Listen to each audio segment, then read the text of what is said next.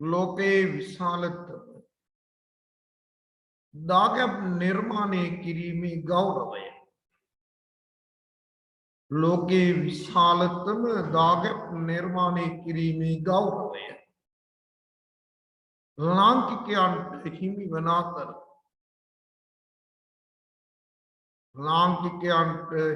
අතර महसेन राजु इंदिक लोके विशालतम दागब निर्माणे किरीमे गौरवे लांकिकයන්ට හිමි වෙන අතර महसेन राजु निर्माणे කරන ලද जेतवन स्तूपය निर्माणे කරන ලද जेतवन स्तूपය जेतवन स्तूपය अडी 400ක උසකින් යුක්තය अडी 400ක උසකින් යුක්තය जेतवन स्तूपය अडी 400ක උසකින් යුක්තය එය කුඩා වන්නේ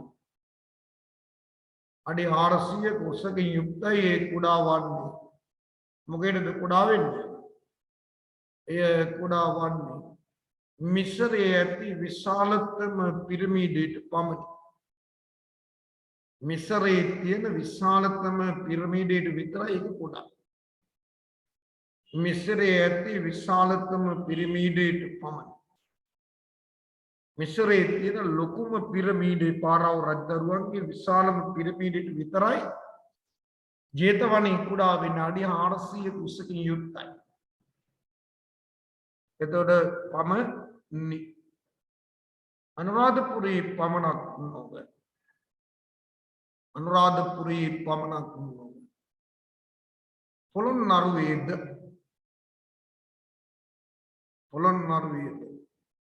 විශාල දාගැබ් දැක්ගත හැකි විශාල දාගැබ් දැක්ගත හැකි ශාල දාගැබ් අපිට දකින්නට ලැබේ පබළු වෙහෙර කිරි වෙහෙර පබළු වෙහෙර කිරි වෙහෙර රංකොත් වෙහෙර ඉන් කීපයකි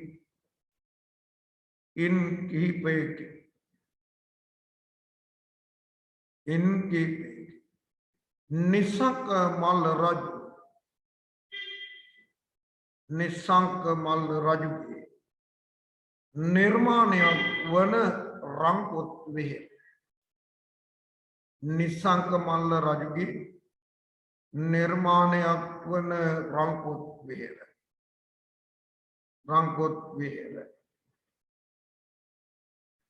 පොළොන්නරුවේ පිහිටි දාගැබ් අතර පොළොන්නරුවේ පිහිටි දාගැබ් අතර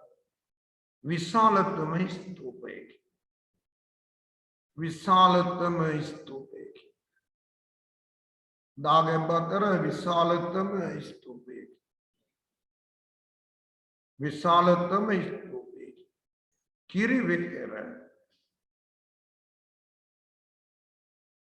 කිරි වෙහෙර මහා පරාක්‍රම බාහු රජුගේ निर्माणයක් වන අතර මහා පරාක්‍රම බාහු රජුගේ निर्माणයක් වන අතර මව් කිරි වලින් බදාම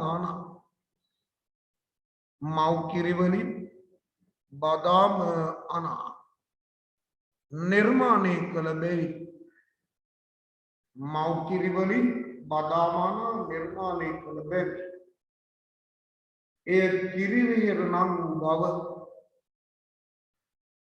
එය කිරිවෙහෙර නම් බව සඳහන් වේ.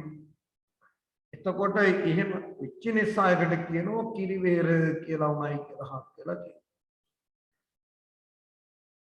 කිරිවේර නම් බව සඳහන් වේ. එතකොට එහෙම කිරිවේර උණයි කියලා සඳහන් වෙනවා. සඳහන් වේ.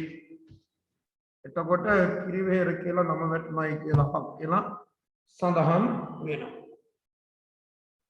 සඳහන් වේ. එතකොට චුට්ටක් අහගන්න ඕන පුතේ.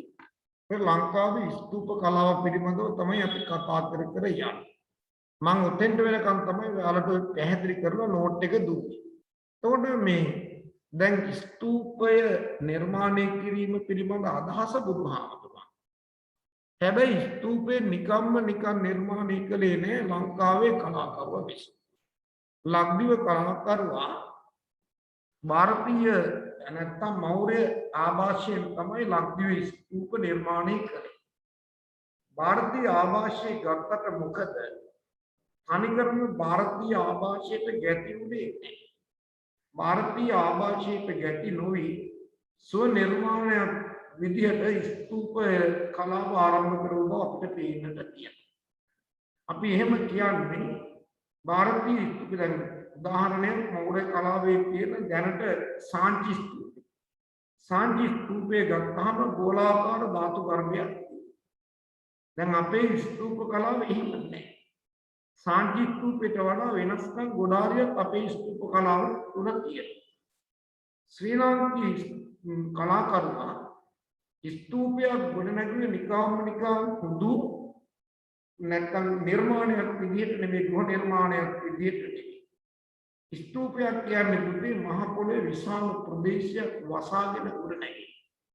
මහ පොළේ විශාල ප්‍රදේශයක් වසාගෙන ගොඩනැගෙන ස්තූපය ක්‍රමයෙන් සීන්ව ගිහිල්ලා ඉවර වෙලා හතරස් කොටුව දේවතා කොටුව පොත් කරන්න පොත් චූඩාමාණික්කින් කෙරුවේ.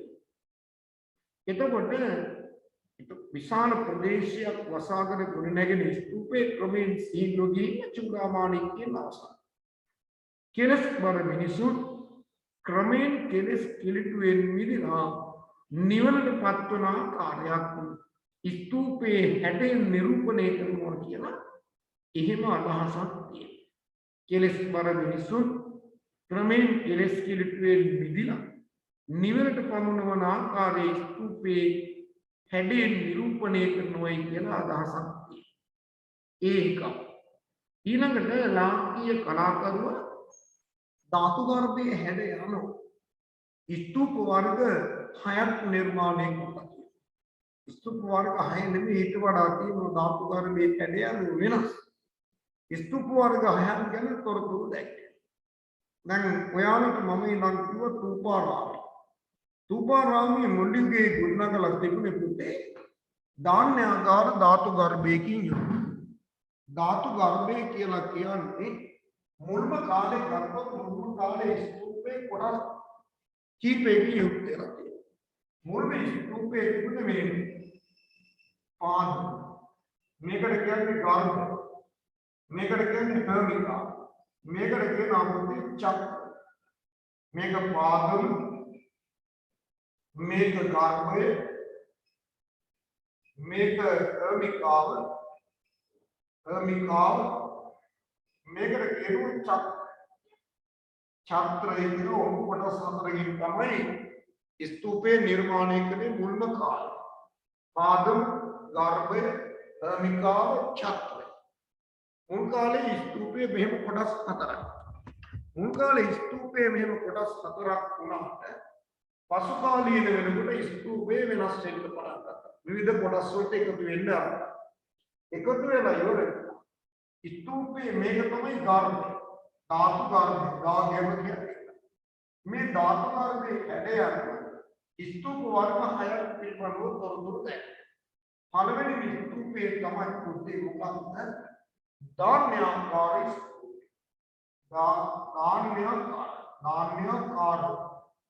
ධාන්‍යාකාර ස්තූපය කියලා කියන්නේ ධාන්‍ය ගුණ. වී ගොඩක හැඩය ගත්ත ධාතු ගර්භයක් සහිත උදාහරණයක් වශයෙන් මේ විදිහේ මෙන්න ධාතු ගර්භයේ හැටි. ධාතු ගර්භයේ හැටි ධාන්‍යාකාරයි. ධාන්‍යාකාර ධාතු ගර්භයක් සහිත ස්තූප. දෙවෙනි එක තමයි මොකක්ද? බුබුලාකාර ධාතු ගර්භයක් සහිත ස්තූප.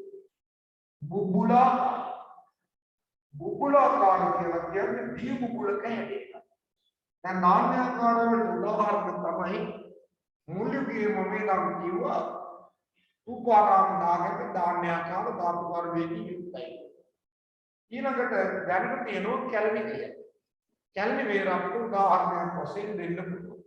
බුබුලාකාර කියලා කියන්නේ දී බුබුලක හැටි. ධාතුකාර ව්‍යවසයි ස්තූපේ අපි කියනවා බුබුලාකාර එන්න මේ විදිය. බුබුලාකාර ස්තූපේ.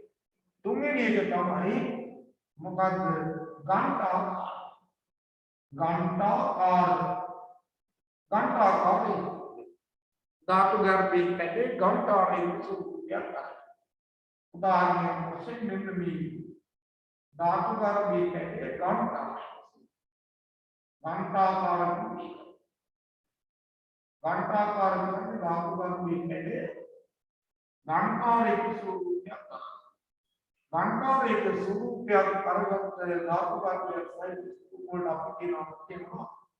घंटाकार स्तूप ඊළඟට හතරවෙනි එක घटाकार घट කියලා කියන්නේ මේ කලය ධාතු ගර්භයේ හැදෙන කලයක ස්වරූපයක් ධාතු ගර්භයේ හැදෙන මෙන්න මේ කලගිරියක ස්වරූපයක් අරගත් ස්තූප වලට අපි කියනවා ඝටාකාර. ඊළඟට පස්වෙනි එක පద్මාකාර. ඊළඟට අපි කියනවා පద్මාකාර. පద్මාකාර කියන්නේ පද්මේ කියන්නේ නිරූපණ. ධාතු ගර්භයේ හැදෙන නිරුක්කෝට්ටුක ආකාරය. හරියට මෙන්න මේ නිරුක්කෝට්ටුක හැදෙන ධාතු ගර්භයේ ඔකට කියනවා පద్මාකාර. ඊළඟට අයවෙනි එක තමයි ආමලකාකාර.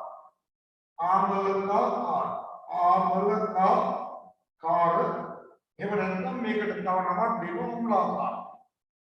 අම්ලාකාර අම්ලාකාර එහෙමත් ආමලකාකාර නැත්නම් අම්ලාකාර. ආමලකාකාර කියලා කියන්නේ ධාතු ගර්භයේ හැදෙන මොකක්ද? ධාතු ගර්භයේ හැදෙන නෙල්ලි ගෙඩියක ස්වරූපයක්. නෙල්ලි ගෙඩියක ස්වරූපයක් ධාතු ගර්භය සහිත නෙල්ලි ගෙඩියක ස්වරූපය. ඒ විදිහට අපිට දකින්න ලැබෙනවා මොනවද? ස්තූප වර්ග 6ක් පිළිබඳ ධාතු ගර්භයෙන් එදයන් ස්තූප වර්ග 6ක් පිළිබඳව තොරතුරු දකින්නට ලැබෙනවා. මම උදාහරණ කිව්වා දාන්‍යාකාර වලට කැලණි විහාරයේ උදාහරණ වශයෙන් දෙන්න පුළුවන්. බුබුලාකාර ස්තූප වලට උදාහරණ තමයි රත්නමාලීචෛත්‍ය, ස්වර්ණමාලීචෛත්‍ය. එතකොට ඔය බුබුලාකාර ඊළඟට ජේතවන චෛත්‍ය, අබේගිරි චෛත්‍ය දාගැබ් මේවා බුබුලාකාර ධාතු ගර්භයේ තිබිච්ච දාගැබ්. ඝණ්ඨාකාර කියලා කියන්නේ ධාතු ගර්භයේ ඝණ්ඨාරික ස්වරූපයක් කරගන්න. වර්තමාන විහාරස්ථානවල තියෙන බොහෝ ස්තූප ඝණ්ඨාකාර ස්වරූපයක් කරගෙන තියෙන බව පේනවා. ඊළඟට පුතේ මේ ඝටාකාර කිරිවෙන්නේ. ඝට කියන්නේ කලය.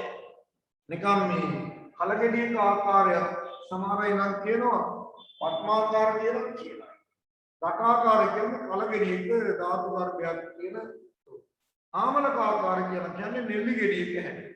මේ දැන් ස්තූප පුරාණේ මෙහෙම ස්තූප වර්ග පිළිබඳව සඳහන් වෙනවා.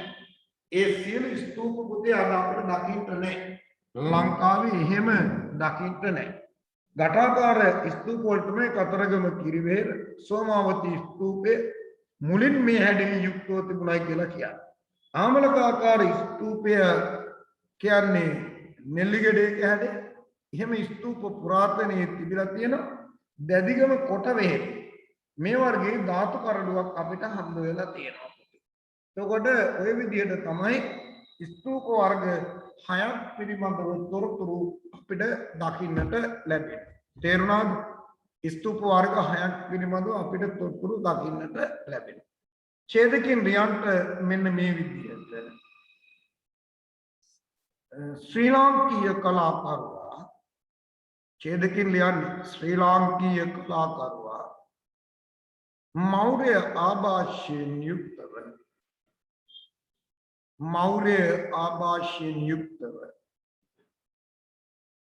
මෞර්ය ආභාෂයෙන් යුක්තව ස්තූප නිර්මාණය කළද මෞර්ය ආභාෂයෙන් යුක්තව ස්තූප නිර්මාණය කළද ශ්‍රී ලාංකීය කලාකරුවා මෞර්ය ආභාෂයෙන් යුක්තව ස්තූප නිර්මාණය කළද එම කලාවට එම මෞර්ය කලාවට ගැතිව් බවක් පෙනෙන්නට නැත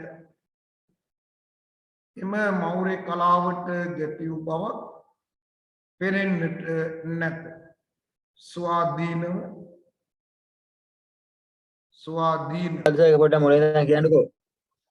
ශ්‍රී ලාංකීය කලාකරුවා අයි කොහෙද හිටියේ ශ්‍රී ලාංකීය කලාකරුවා මෞර්ය ආභාෂය ගෙන ස්තූප නිර්මාණය කළද මෞර්ය ආභාෂය ගෙන ස්තූප නිර්මාණය කළද ඒට ගැතිව් බවක් පෙනෙන්නට නැත ඒට ගැතිව් බවක් පෙනෙන්නට නැත ඒකට ගැති වෙච්ච බවක් පේන්නේ නැහැ පෙනෙන්නට නැත ස්වාධීනව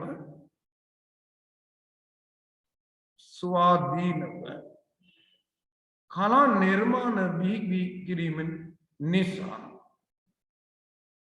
ස්වාධීනව කලා නිර්මාණ බිහි කිරීම නිසා ಭಾರತೀಯ ස්තූප කලාවේ දක්නට නැති ಭಾರತೀಯ ස්තූප කලාවේ දක්නට නැති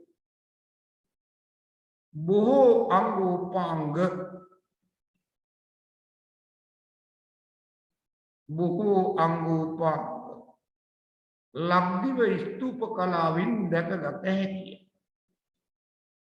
බොහෝ අංගෝපාංග ලක්දිව ස්තූප කලාවෙන් දැකගත හැකිය ලක්දිව ස්තූප කලාවෙන් දැකගත හැකිය දේවතා කොටුව කොත් කැරැල්ල කොත දේවතා කොටුව කොත් කැරැල්ල කොත චූඩාමාණික්කය වැනි කොත් කැරැල්ල කොත චූඩාමාණික්කය වැනි නිර්මාණ කොත් කැරැල්ල කොත චූඩාමාණික්කය වැනි නිර්මාණ ලාංකීය කලාකරුවාටම ආවේනික වූ කලාංගයන්ය ලාංකීය කලාකරුවාටම ආවේනික වූ කලා අංගයන්ය ඒව ලාංකීය කලාකරුවාටම ආවේනික වෙච්චි කලාංගයන්ය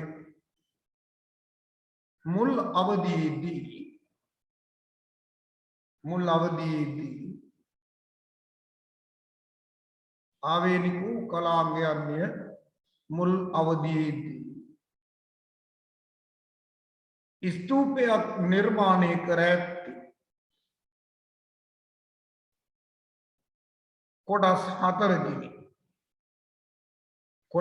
හතරකිනි මුල් අවධියේදී ස්තූපයක් නිර්මාණය කර ඇත්තේ කොටස් හතරකිනි පාදම ගර්භය හේමිකාව සහ ඡත්‍රය වශයෙන් පාදම ගර්භය හේමිකාව සහ ඡත්‍රය වශයෙන් කොටස් හතරකින් තමයි ස්තූප නිර්මාණය කරේ මුල ඡත්‍රය වශයෙන් මේක ඇඳ ගන්න ඕන උඩ මේක යන්තම් ඇඳ ගන්න පාදම දාන්න ගර්භය දාන්න හතරස් කුඩුවට කිව්වේ හර්මිකාව දාන්න චත්‍රය දාන්න මුල් අවදීදී පුතේ ස්තූපයක් හදලා තියෙන්නේ කොටස් හතරකින් කොටස් හතරකින් තමයි මුල් අවදීදී ස්තූපයක් හැදුවේ නැත්නම් නිර්මාණය කළේ ඒ තමයි පාදම ගර්භය හර්මිකාව සහ චත්‍රය කියන කොටස් හතර මේ විදිහට කොටස් හතරකින් තමයි තිබුණේ පුතේ ඔය චත්‍රය කියලා කියන්නේ මේ ලංකාවේ ස්තූපවල චත්‍ර සහිත ස්තූප හරි අඩු දැදිගම කොටවැරෙන් තමයි ඒ කරඬුවක් හම්බෙලා තියෙන චත්‍ර සහිත කරඬුවක්. එතකොට චත්‍ර තියෙන ඉන්දිය ස්තූපවල. දැන් උදාහරණයක් වශයෙන් මේ සාංචි ස්තූපේ චත්‍ර තුනක් තියෙනවා. චත්‍රාවලිය මම ඔයාලට ඉතින් සර්ච් කරලා පෙන්නන්නම්. චත්‍රාවලියක් තියෙනවා මේ මොකේද සාංචි ස්තූපේ චත්‍ර තුනක්. සමහර වෙලාව එක චත්‍රේ කොත් කැරල්ල නැහැ කොත් කැරල්ල වෙනුවට තියෙන චත්‍ර. එතකොට ඔය විදිහට අපේ ලංකාවේ ස්තූප වල චත්‍ර නැහැ. මොළගේදී කොටස් තුනකින් තිබුණේ. දැන් ඔය මෙන්න මේ චත්‍රය කියන එක මෙන්න මේ දැන් මේක තමයි චත්‍රය. එතකොට මේ ස්තූපේ මුල් කාලේ වෙන පාද මෙන්න ගාර්භය මෙන්න හර්මිකා වලට උඩින් මෙන්න මේ විදිහට ගල් ලීයක් දාලා ලීයක් තමයි දාලා වහම්තුරු වෙනුවේ සැරයක් ඒ කියලා දෙන්නේ ලීයක් කියන. ලීය කාලයක් යනකොට දිර්ලා යනවා. දිර්ලා යම නිසා මොකද වුනේ? මේ ලීය උඩට කොපුවක් යනවා. මොකෙන්ද ලෝහ භාවිතයත් එක්ක කොපුවක් හයි. එතකොට ලීය එහෙම දෙමෙන්නට එතන දිරන්නේ නැහැ. ඒ නිසා කාලයක් ඊට පස්සේ පුතේ ස්තූප කාලයක් යනකොට මේ ලංකාවේ ස්තූපේ ක්‍රමයෙන් සංවර්ධනය වෙච්ච ආකාරය මේ කියන්නේ. එතකොට මෙතෙන්ට තිබුණා ලීයක් භාවිතය. ලෝහ භාවිතයත් එක්ක මේ ලී උඩට කොපුවක් ගන්නවා.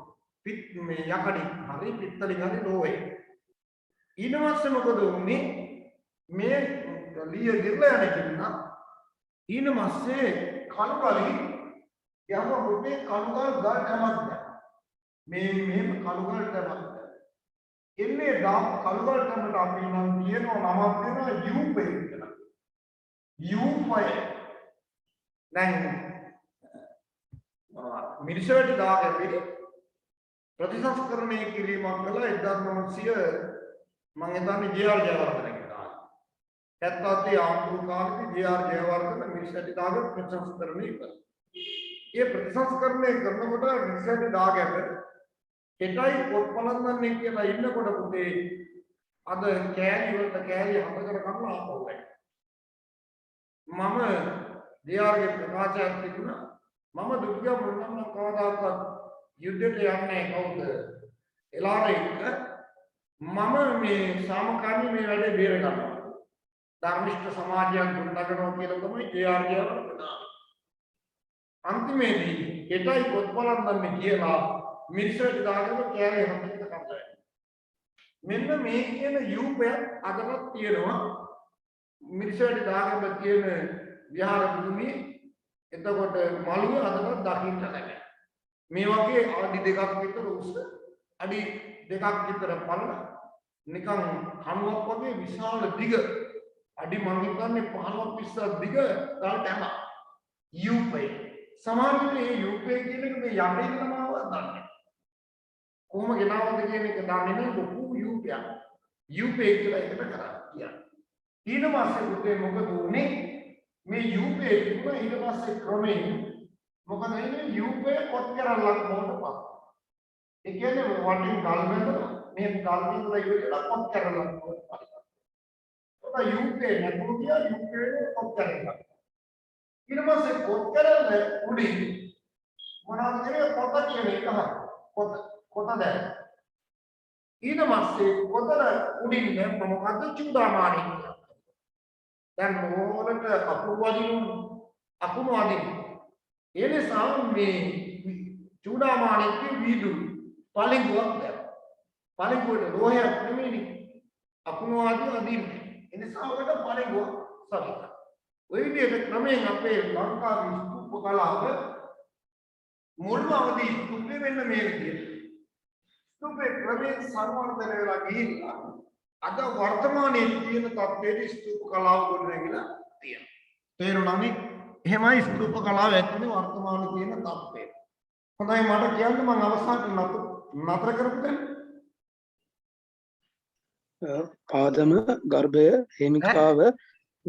පාදම ගර්භය හිමිකාව ඡත්‍රය වශයෙනි. පාදම ගර්භය හිමිකාව ඡත්‍රය වශයෙන්.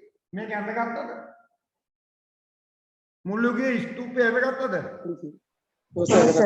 ඈ? කටුවට අඳගත්ත මුල්ලුගේ ස්තූපය. ඔය කියන උඩම පාදම ගර්භය හිමිකාව ඡත්‍රය. ඕම ඔය විදිහට තමයි මුල්ලුගේ ස්තූපය නිර්මාණය වුනේ. ඔක අඳගන්න. කන් කටුවට ඔතනින් අඳගන්න. එතකොට පුතේ මේ මුල්ලුගේ මෙලෙස ලියන්න මේ විදිහට මුල්ලුගේ මෙලෙස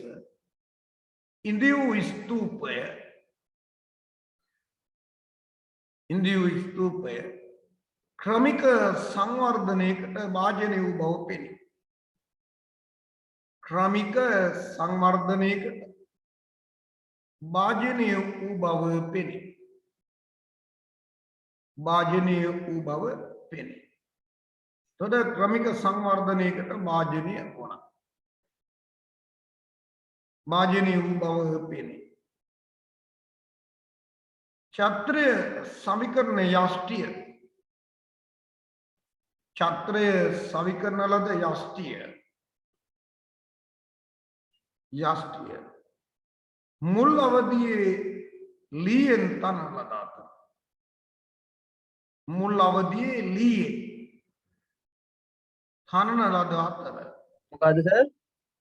ඡත්‍රය කරන ලද යෂ්ටිය මුල් අවදියේ ලීයෙන් තනන ලද අතර ලීයෙන් තනන ලද අතර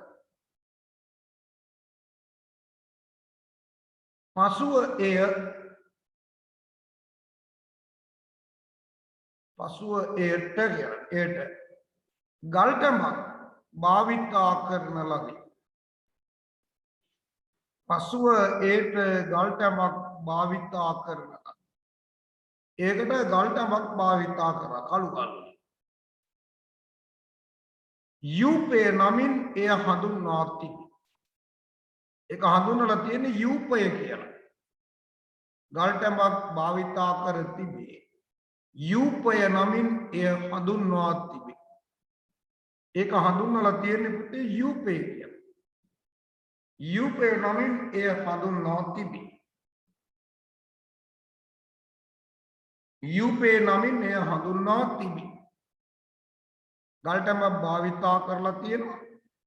යූපේ නමින් ඒක හඳුන්වලා තියෙනවා. එතකොට යූපේ නමින් එය හඳුන්වනවා තිබේ.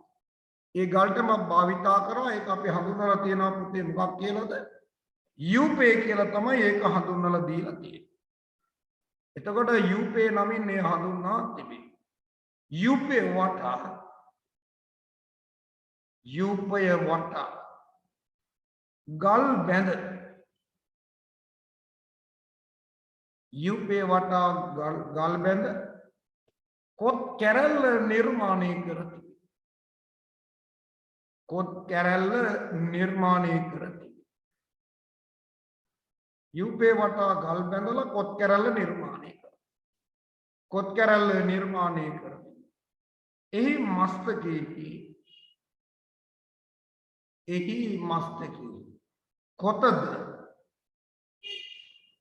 කොතද ලෝහමය කොතද කියලා ලියන්න. ලෝහ භාවිතයෙන් මේ කාබේ ලෝහමය කොතද.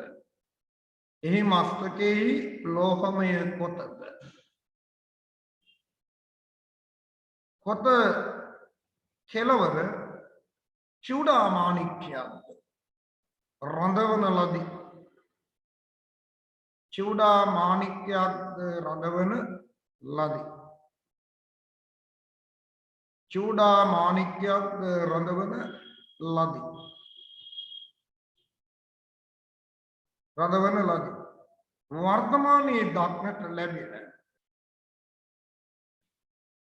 වර්තමානයේ දක්නට ලැබෙන ස්වරූපයෙන් ස්තූපය ගොඩනැගී ඇත්තේ ස්තූපය ගොඩනැගී ඇත්තේ ක්‍රමික සංවර්ධනයක ප්‍රතිඵලයක් වශයෙන් ස්තූපය ගොඩනැගී ඇත්තේ ක්‍රමික සංවර්ධනයක ප්‍රතිඵලයක් වශයෙන්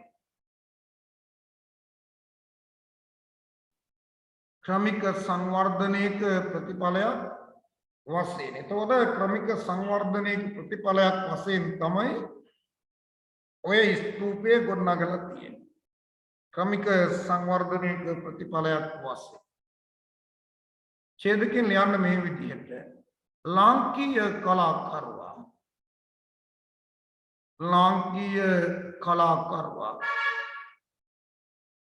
ස්තූප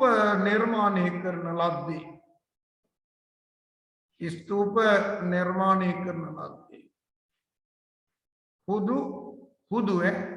ස්තූපය නිර්මාණය කරන ලද්දේ හුදු ගොඩනැගිල්ලක් වශයෙන් පමණක්ම නොවේ. හුදු ගොඩනැගිල්ලක් වශයෙන් පමණක්ම නොවේ. ස්තූපයේ ගොඩනැගිය හුදු ගොඩනැගිල්ලක් වශයෙන් පමණක්ම නොවේ. ගොඩනැගිල්ලක් වශයෙන් පමණක්ම නොවේ. ස්තූපය යනු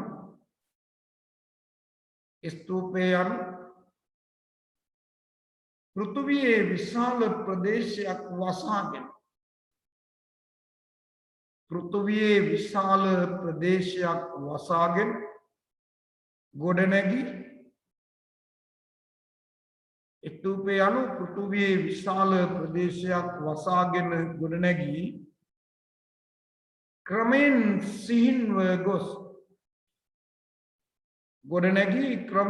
සිහින්ව ගොස් චූඩාමාණික්‍යයෙන් කෙළවර වන්නකි.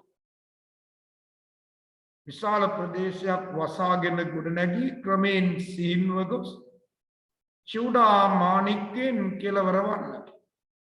ක්‍රමෙන් සිහින්ව ගිහිල්ලා චූඩාමාණික්‍යයෙන් කෙළවර වෙන එක අවසන් වන්න. කෙළවර වන්නේ. කෙලස් බර මිනිසුන්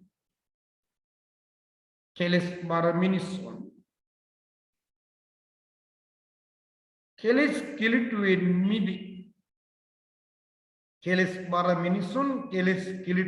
මිදී ක්‍රමයෙන් නිවනට පමුණවන ආකාරය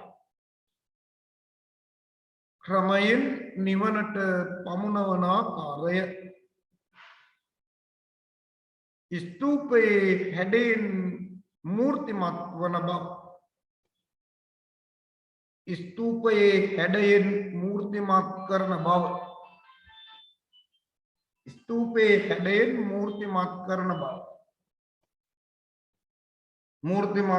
බව ඇතැම් විද්වතුන්ගේ අදහසයි. ස්තූපයේ හැඩයෙන් මූර්තිමත් කරන බව ඇතැම් විද්වතුන්ගේ අදහසයි. ඇතැම් විද්වතුන්ගේ අදහස ඒකයි. ඇතැම් විද්වතුන්ගේ අදහසයි.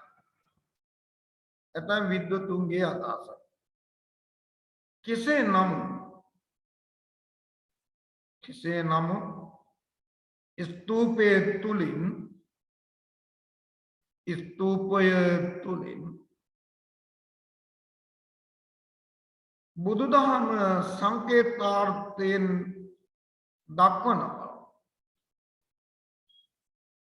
බුදුදහම සංකේතාර්ථයෙන් දක්වන බව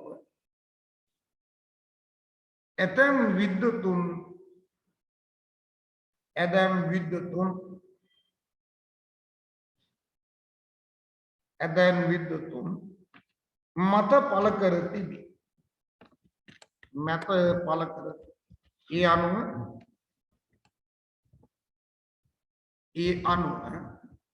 ස්තූපයේ පාදමින්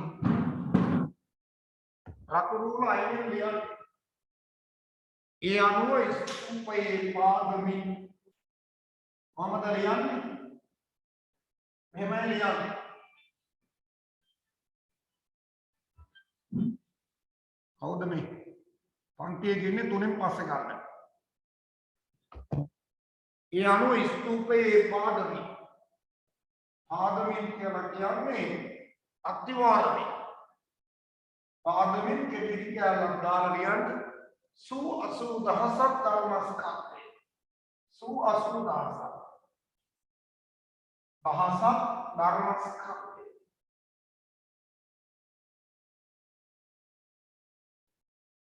ස්තූපයේ පාදමින් කියලා කියන්නේ අත්තිවාරමේ. මේ අත්තිවාරමෙන් සු 80000ක් ධර්මස්කන්ධයද ඊළඟට තුන්මහල් පේශාවන්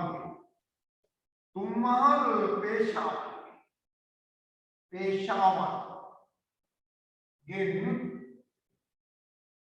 පාදමින් සු 80000ක් ධර්මස්කන්ධේ තුන්මහල් පේශාවන්ගේ ත්‍රිවිධ රත්නයේ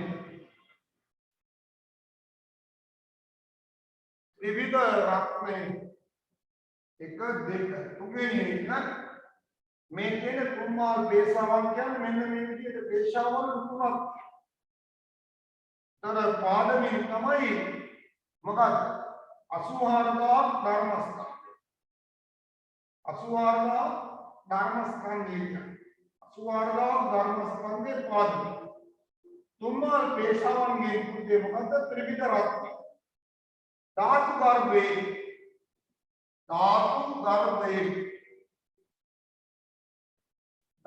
ගර්භයේ මොකද්ද මේ තියෙන්නේ? ධාතු ගර්භයේ සත්‍තිස් බෝධිපාක්ෂික ධර්ම. සත්‍තිස් බෝධිපාක්ෂික ධර්ම.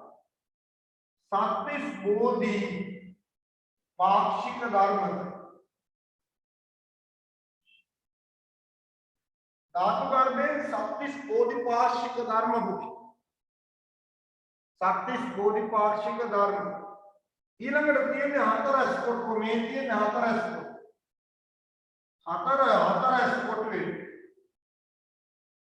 හතරස් කොටුවේ චතුරාර්ය සත්‍ය. ඊළඟට තියෙනවා මේකට ඉස්සෙල්ලා දේවතාවු. මෙන්න මෙහෙම. ඊළඟට දේවතාවු චතුරාර්ය සත්‍ය. මේ තියෙන්නේ දේවතාවු. දේවතා කොටුවෙන් දේවතා කොටු. දිව්‍ය ලෝකයි. සදෙව්ලෝ දිව්‍ය ලෝකයි. අපි නැත්තම් කියනවා සදෙව්ලෝ කියලා. දිව්‍ය ලෝකයි. ඊළඟට කොත් කැරල් මොනවාද කොත් කැරල් කියන්නේ? කොත් කැරල් මේ කියන්නේ කොත් කැරල්